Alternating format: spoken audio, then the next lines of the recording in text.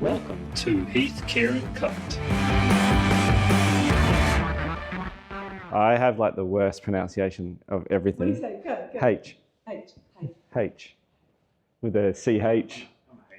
H. Yeah. But I get ragged on by my nieces and nephews because they reckon I say my middle name wrong. It's Samuel. And they reckon I draw out the Yule instead of Samuel. I say Samuel. So, yeah. Well, that's my middle name. It's your name. I can say it how I want. Are we rolling? Hi, I'm Ruth. I'm slating myself. Ruth Pieloor. I'm a slashy, so I'm a creative artist. I'm an actor, writer, director, producer, videographer. Just the list goes on. And this is my HKC. How's that? So good? Perfect. Nailed it. Thank you very much. Very good. Oh well, thanks for joining us, Ruth. Yay. I thought I might start with just a bit of a association game, just to get us Oh, all right. warmed up. Yeah. So first thing that comes to your mind might be one word or a couple of words or a sentence, doesn't matter. Hopefully we'll get some nice little gems we can circle back on. Nice. And no swearing is allowed. We can swear as much as you you want. want. All right. Yeah, let's do it. I already got told that my YouTube channel has some colourful language in it, so feel free to add to that. Cool. We'll start with directing. Acting. Directing. We're nailing it. Killing it. What about the Canberra scene? Am I allowed one? Is You it can one say word no. only? I wanted to say all over the place, but growing. Growing, nice. Yeah. Theatre. Awesome. Rehearsals. Needed. Blocking. Preferred. And then These are one-word associations. Yeah. Right? Yeah. Good. It's fine. Yeah. It's very. It's good. Whatever It stops happens, me just going yeah. on and on and on and on. I can do Save that. And then the other one would be a bit more of a association of a sentence.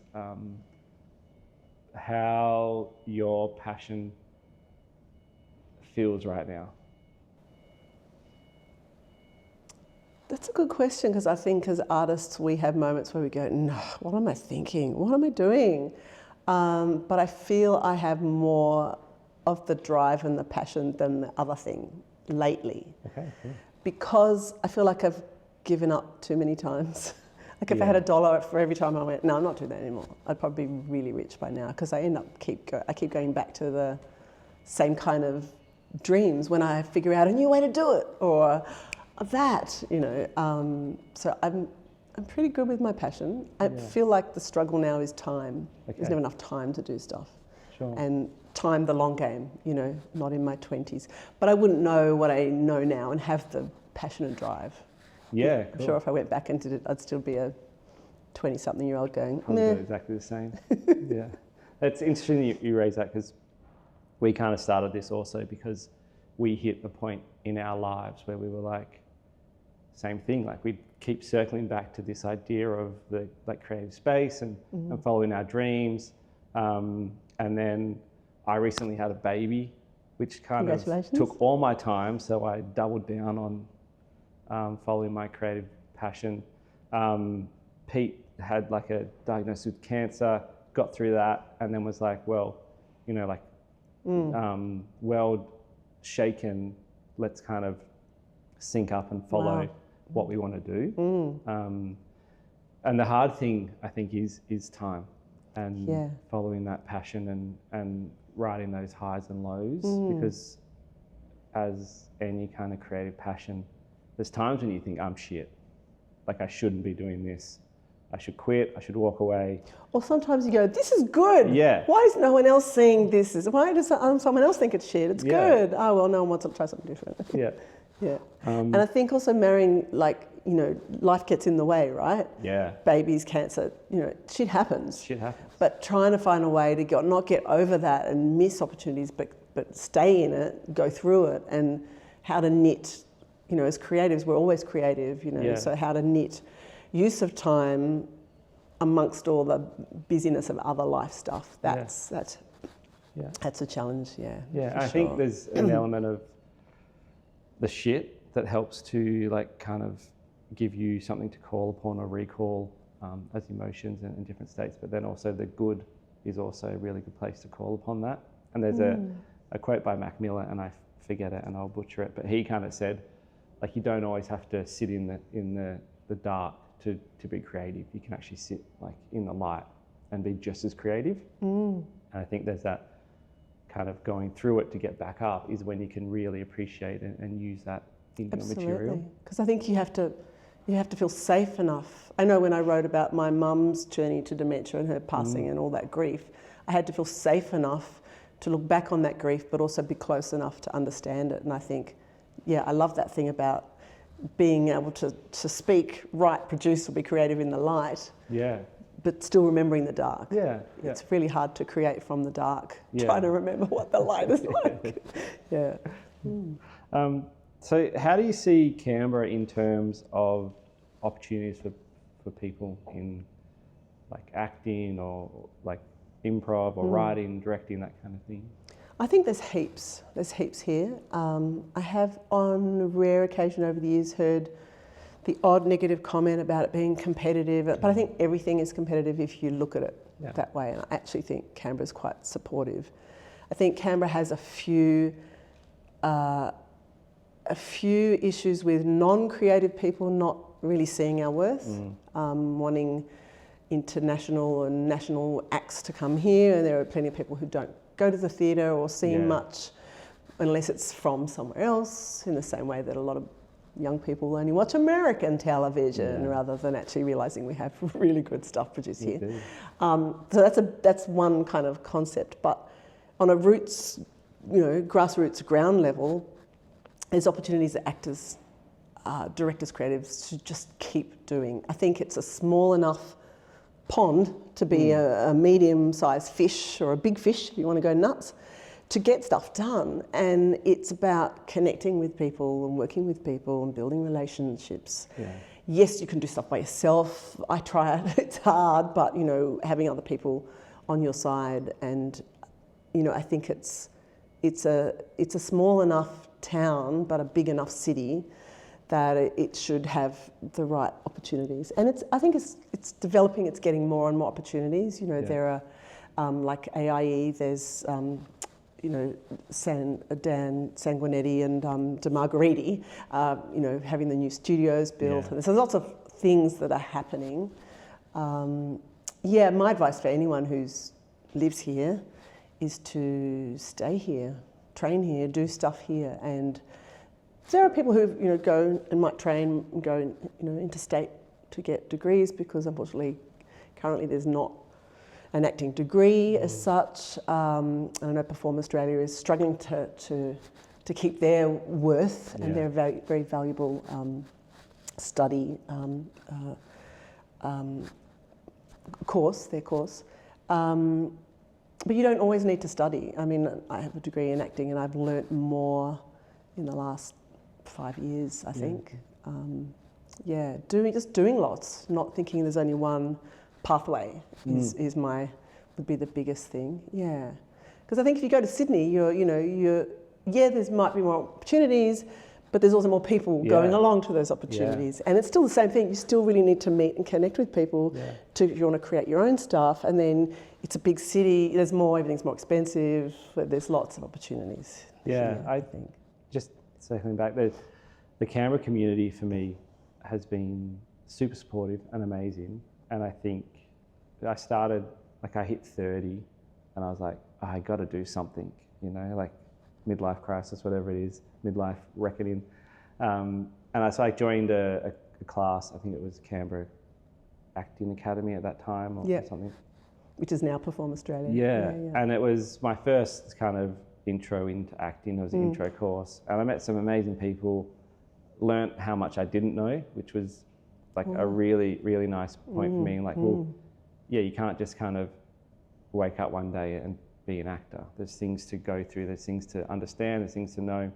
And I think that kind of And then I did Short and Sweet, which is like the acting thing, which was my first performance really in front of a real audience. That's how we met. Yeah. And I was hooked from that, just that energy and the buzz that you got afterwards. It's unmatched.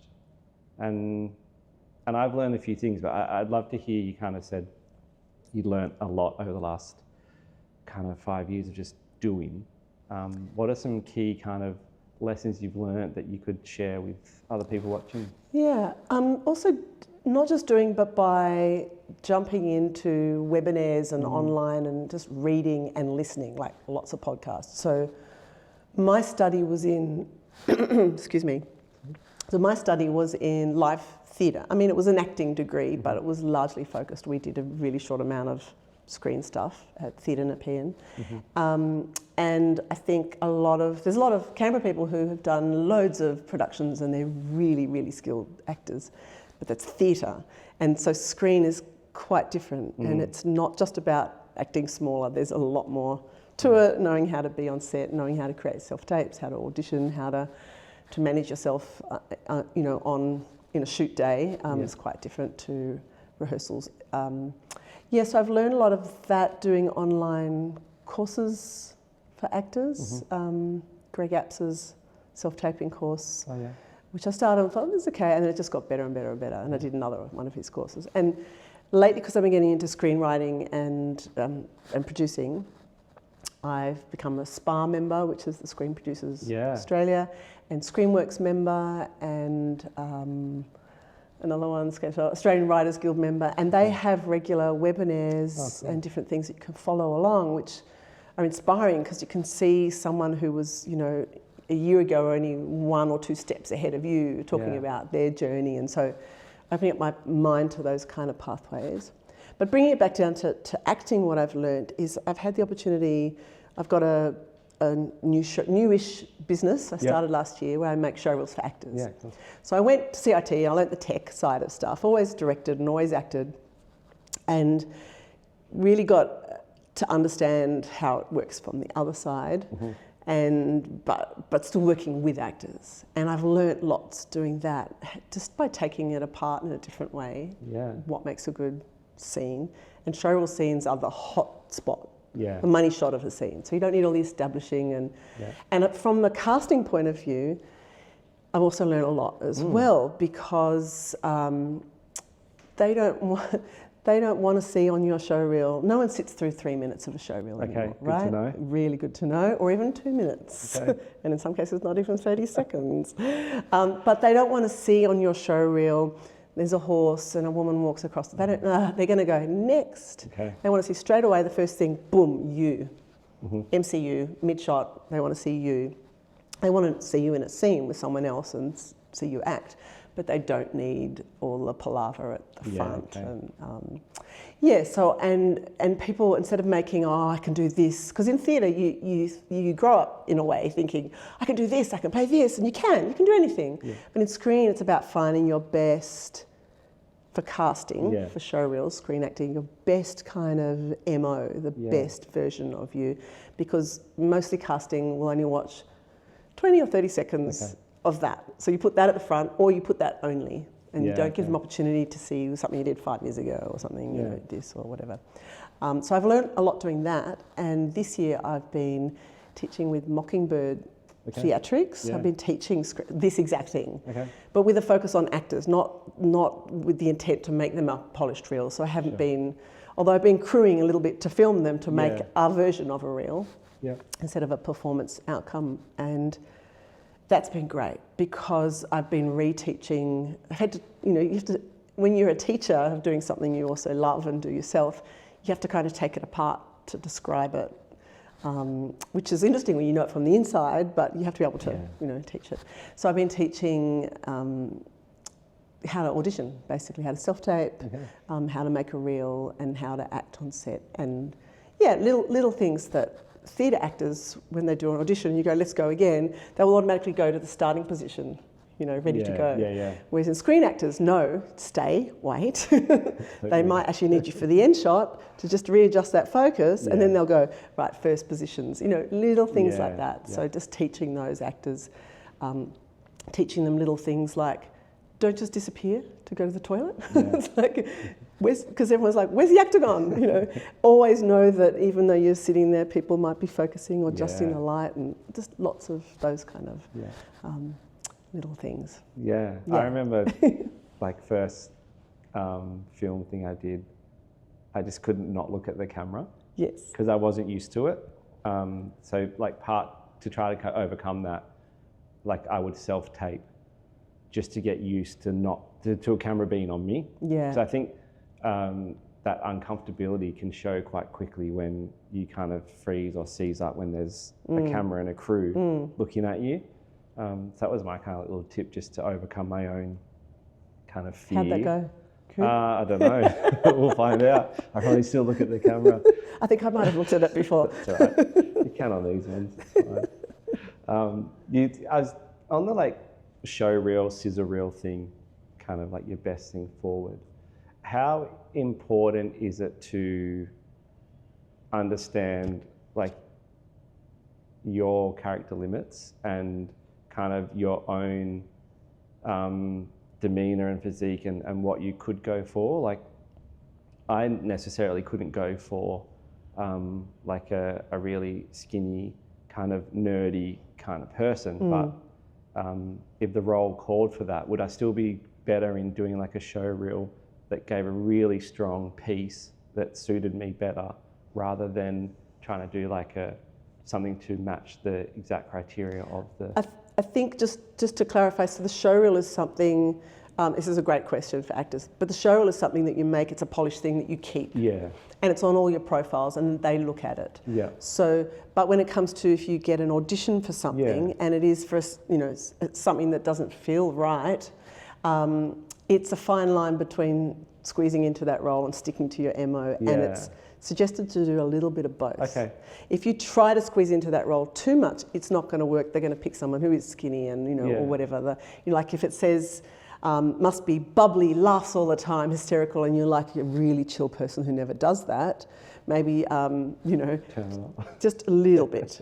stick to your thing. Yeah. And the reason for that is that was originally the idea. I mean, this producing stuff, people can change and go in a different direction. Yeah. But most importantly, if you're going through the main gateways of this, casting have at least seen you do your best work. Yeah. And they'll go, well, he's not right for this, but I now have seen is really good. I know he does this well. Yeah. I'm going to save him from that other thing that they've got. Yeah. Or if it's for a big film or something, you're not right for the lead, but you'd be perfect for, and then it's another role. Background number 47. No, a speaking role. That'd be nice. But that is a good question, and I have actually had my agent one time get back to me and resend it and say, just make it less smiley and less whatever, because I thought I would bring that to it. Yeah. Sure. And she said, no, just be more you. Yeah. And then on that, like casting directors, I think like we all want one, but they seem hard to get when you start out. Are there any kind of ways you could kind of streamline getting a casting director, or at least get an opportunity to get a casting director? Are there things to do? I have advice. Well, first of all, casting directors are the people who clients, producers, films, commercials contact. So they're quite different, and they're the people who will look at all the different self-tapes. Yeah. And then they'll get into the room who they want. So they're actually a different group of people. But I think you're talking about agents, like theatre agents, talent agents. Just like even your work with your casting director. Like how did you... Well, with my agent, because do you know what I mean? A casting director, there's 20 of them in Sydney, and whoever. Do you know what I mean? So if my agent gets me to go for a thing, that's because that casting person is casting, and they've asked me. Yeah. Well, that's good to know. Yeah. So you need an agent. Yeah. To get in front of a casting director. That's right. Right. All right. How would we do that? But so for getting an agent, there's a couple of steps. First of all, unless you've got a body of work, a show reel, right? Even self-tape stuff, any short films you've been in, and profiles. You're like, if they're going to Google you, what are they going to find? They're not going to find anything, and they just find that you're an accountant. So it does, look, it costs money and it costs time, but it's totally doable. And you can also, the Star now, you can have stuff on your Facebook page, you know, or your Insta. That's also totally relevant. But there are actual profiles that you can pay for as well, which is where most casting and professional people will look for, and most theatrical agents will also look at. But having said that, getting an agent it might seem like the super goal, in the same way that years ago people thought Hollywood was the super goal. There's lots of other ways to get work. I think I did something like 1 month. I sent out to 20 agents in Sydney. This is about 5 years ago when I first got an agent. Yeah. And you know, I had profiles, I had all the things set up that I'd researched about. Like YouTube is great research on YouTube, how to anything these days, right? And didn't hear back. You don't hear back, right? No one wants to be you know, unsolicited mail, cold call, and then I might have the odd one back, say, ask us again in 6 months, and the odd email back of, sorry, we're not taking any new clients at the moment. I did that kind of until like I exhausted the list that I thought. And I didn't go for high-end lists, like I'm not going to go for the same agent that, you know, Nicole Kidman has, that kind of thing. I went for the mid to low range kind of thing. Yeah. And then there was a couple of nibbles, and I went to Sydney and I did audition, and I got in. I got into one, and I was going to go with them. And then I asked a friend of mine who their Sydney agent was, and they put in a word for me. And this is the key, right? They contacted that person. They rang me that back. They did. I don't know whether it was like a little test, but they were always hard to get to, and left a message and back and forth. And then I made sure I was really nice about it. If you're like not nice about it, you don't call them back, anything like that, they're like, they'll block you. Yeah, okay. So I kind of did that, and then because of the connection, I got an agent. But not until she was happy to meet me in person. Then she had a look and profile, and then she suggested this and suggested that, and I followed her suggestions and managed to do it. But I was doing lots of, at the time, as well, so that can help. Yeah, sure. And I was willing to say yes. Okay. Yes, I'll go to Sydney. Yes, I can self-tape. Yes, I can. And even though I wasn't sure about some of it, I said yes, and then went, right, I've got to run away and got to figure out how to do that now. Yeah. But having said all that, for Canberra people, and I'm pretty sure she won't mind me saying this, I don't know if her books are technically open, but they're certainly not closed. Yeah, okay. Tina Nikolovsky runs Devoika Talent Management. Primarily because she was a photographer and model, it was for models. Yeah. She does have actors on her books as well, and so she's the local talent that I'm with, and I'm sure if someone got in contact with her, she'd be open to meeting them at least and seeing if there's someone. She doesn't, you know, she doesn't have thousands of actors. She only has so many on her page. Yeah. So it would be someone, you know, if you didn't have a similar look or demographic as hers, I guess.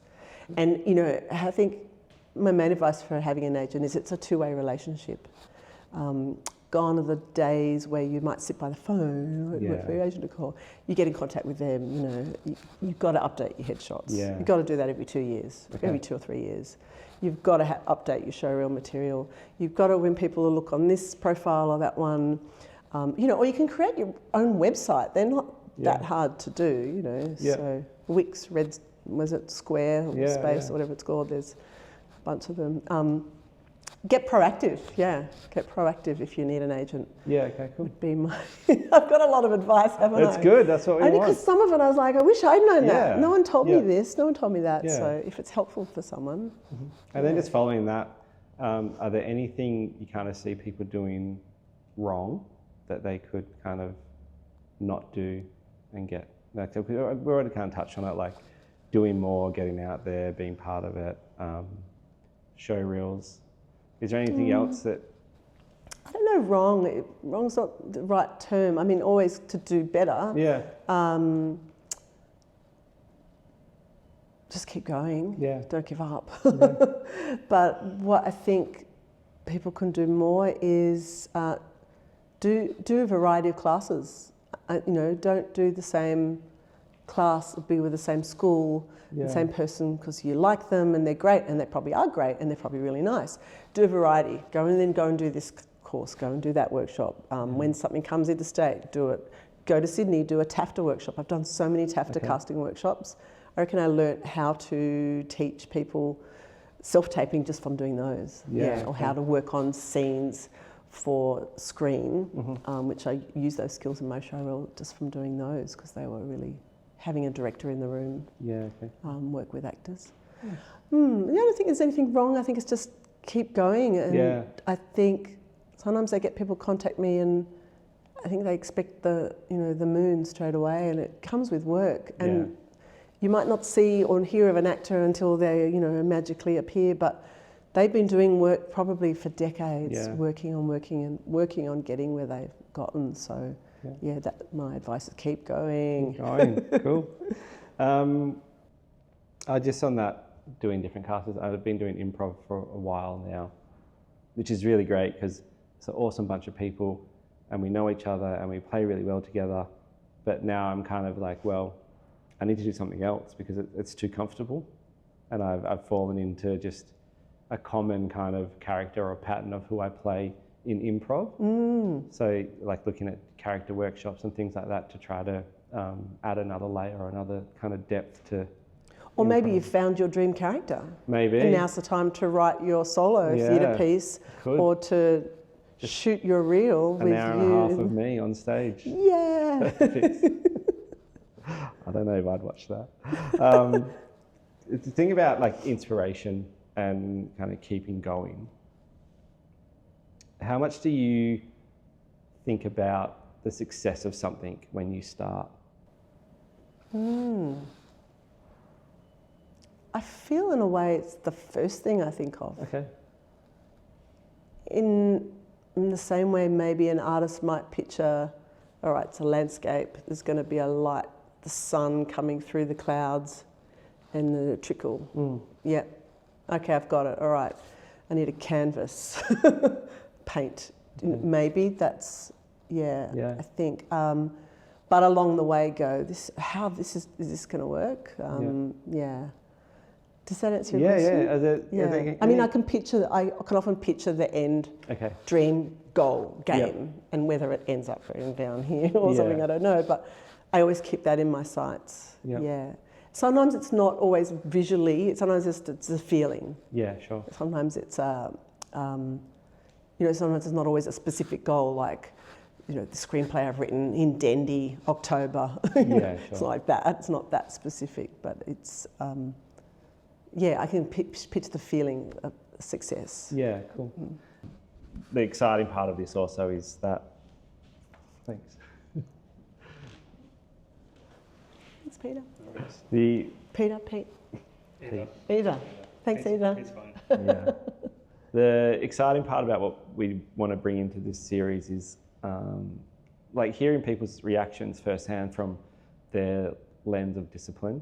So that could be as a writer, as a producer, as a like if you're looking to cast someone, anything you want to apply to this lens. It could be all of them. And what Pete and I do is kind of just recreate something or write an original piece and then film it so we have something to look at. So this is something we did about a week ago. Okay. So feel free to hit play, have a bit of a watch. Will do. And then honest opinions, not like... Honest? Come on. Not for, we won't be offended, but more so that when we show this clip online, people who are looking at it can understand what could have been done differently or what could have been nicer or a bit better or what things could have been done so that they can take that knowledge away and interject that into their creative pursuit. Are you showing the same one to all the people who, or is each interviewee gets a new different one? Yeah. So and we'll kind of, so if we have someone who's purely a script writer or a writer, then we'll do like a more of a heavy written piece. Yeah. If someone's like a cinematography, then we'll do more of like a cinematic. How did you know to do this one for me then? Or was it just the first one you had? Yeah. This is just the first one. I love it. All right, rock and roll. If you want me for this, you do it my way or find someone else. I don't need to know any names or what you're into. I drive. You tell me where and when, and I'll give you a 5-minute window. Nothing more. After that, I'm gone.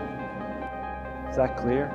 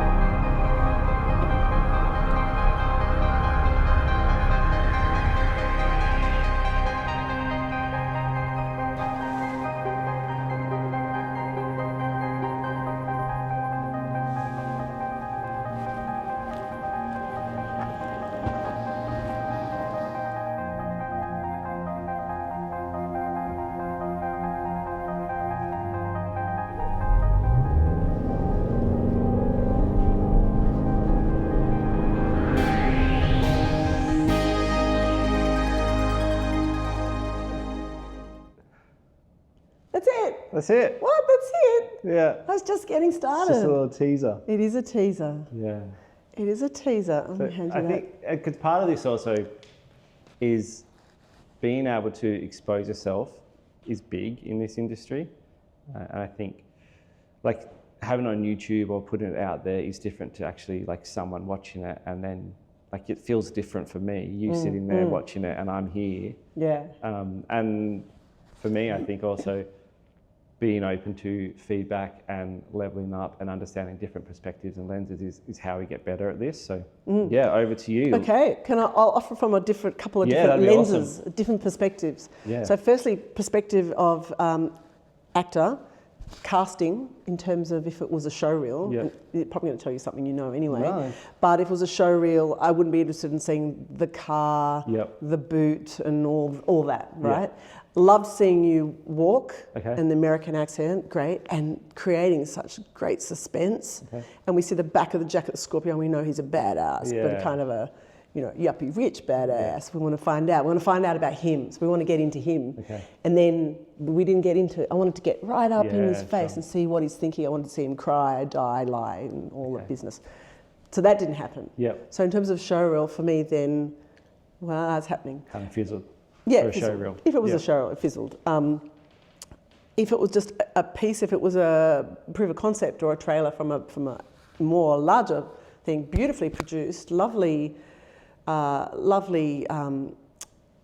DP work. But I've never seen a nicer boot close in a shot. It just looked so beautiful. So there were some lovely kind of moments like that, and through the mirror and Yeah. seeing your face through the boot, beautiful angles like that. But for me also, tone, there was a nice element, like what's this tone? It's suspense, there's a bit of danger, but there's beauty in this as well. So that was interesting from that point of view.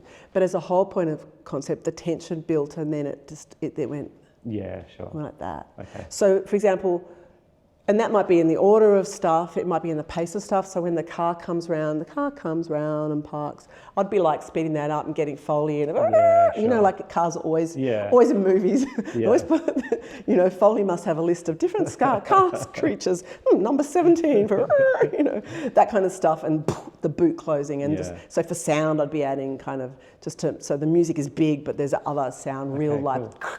crunching of feet and all that Yeah. kind of stuff to add the more tactile Yeah, stuff. Nice. If it's from a writing perspective,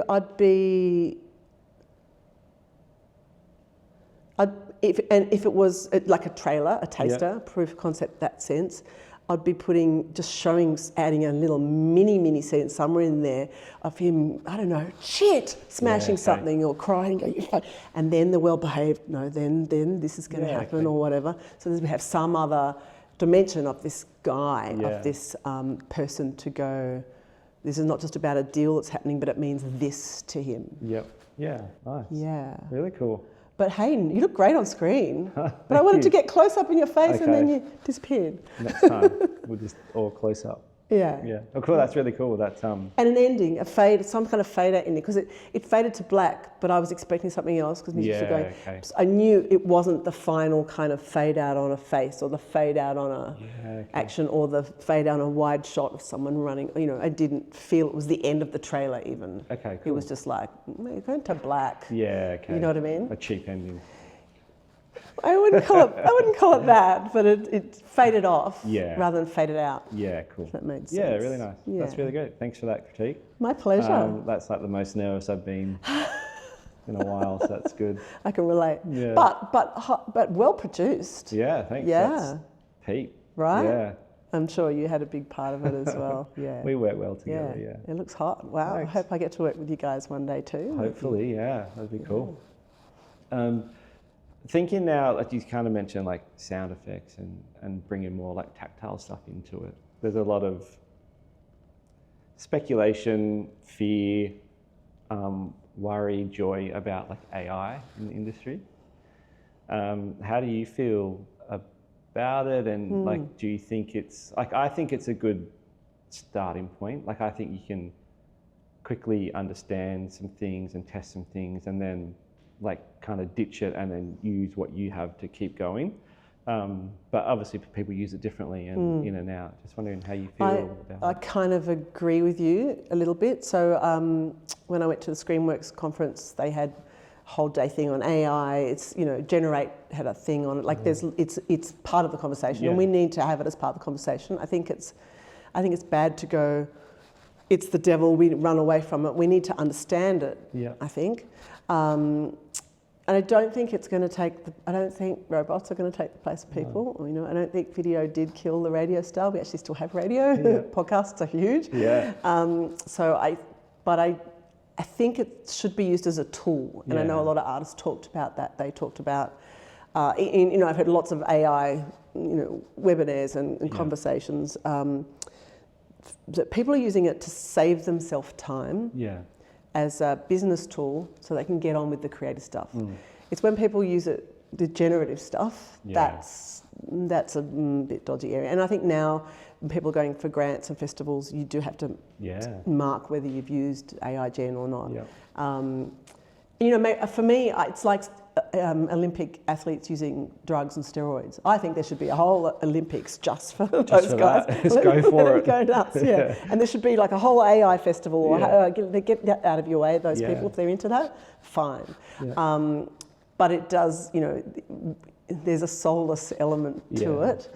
And I think it's a useful tool. So for me, you can't help but now it's connected. Even if you try to avoid it, if I'm Googling images I'm creating a mood board and I'm making a pitch deck and I want images, it's okay to use those as long as I'm not putting those artworks. So I'm not missing out the point where I need to pay a photographer, a graphic designer. And I think when you're doing some prep to try to sell things, to try to get someone to say, yes, I'll work with you, you know, in your pitch elements and in your applying for grants elements, that's okay to use as a tool, I think. Yeah, same. But then when it comes to doing it for real, do it for real, you know, don't skip paying people their worth. Don't skip seeing, you know, and we're all, you know, paranoid. There's going to be no more actors or voiceover. I know lots of people who are still doing heaps of voiceover work. And, you know, you can use AI to create a podcast. You can be on your own and create. That's a great training tool, but be honest, after a while, no one will be really interested in listening to that. You know, they might for a laugh, but did you hear the AI Beatles song when that came out? No. It was just, it was like, what? Didn't work. Yeah, it didn't work for me anyway. And I don't think it's sold or has become a hit. So, I think it's definitely needs to be part of the conversation. But as soon as it takes away artists' worth, their, you know, the sustainability of artists has always been tricky. Always been tricky. I think we're still all playing catch up from COVID as it is. Yeah, for sure. So if we're not working on our own and we need AI to assist us, I think that's okay. But I think, I agree. Like it's a tool. But I think there's also maybe there'll be like a bit of a transition where the amount of tools we now have available means the cost to entry for people is lower. So there'll be more work in a sense. It won't be like the high paid blockbuster Hollywood things, but we might start to see more like independent film and art house films and there'll be a broader depth of like what is a good film or a stage play or something, because more people have access to creating it and getting it out there. And having said that, with tools, I mean, some people, I don't think I've even typed the words Chat GPT into Google, you know, and I know there are other tools as well. That was the main head one that led us off. I do not use any AI in my writing at all. I only use Fade In, which is just a software, just to format it properly. It doesn't, I mean, just typing format. This doesn't even, you know, teach me how to do anything, because I don't need to do that.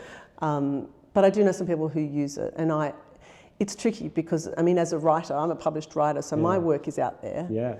Which means it's amongst the pool that AI is drawing from to inform others. You got paid your royalties, no doubt? No one does. Not for that shit. And, you know, also AI does, you know, environmentally, we know the climate impact. It uses, for something like 20 minutes using AI, generative, uses 2 bottles of water. Yeah, okay. Or something like that. I can't Wow. remember the ratio exactly, Yeah. because it needs all this cooling system because it's That's huge when you so it's multiply that out warming across the the planet world. even faster. So there's, you know, if you're unsure, Don't do there's it. there's those elements, things to think of as well. And Trop Fest is back. yeah, Tropfest is back. How cool is that? Still has to be under 7 minutes. Still has no the AI. theme. It's at no AI allowed.